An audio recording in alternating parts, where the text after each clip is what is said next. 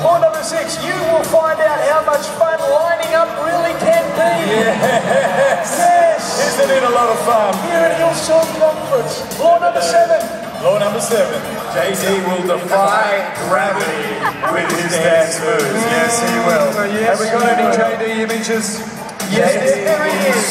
In fact, I remember that he landed on me and broke my leg, but that's another story. Law number 8. Law number 8.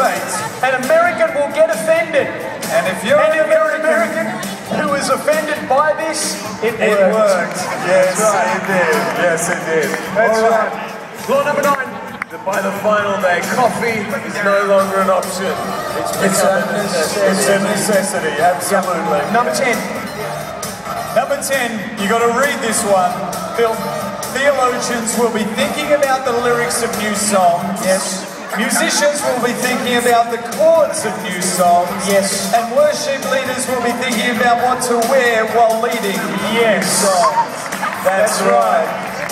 And law number 11. The final one. The final law. John Maxwell will write a book on these 11 beautiful laws. Yes, he will. He's up in the back and he's meditating on this right now. Right now, we've got some behind the scenes. Yes, we do.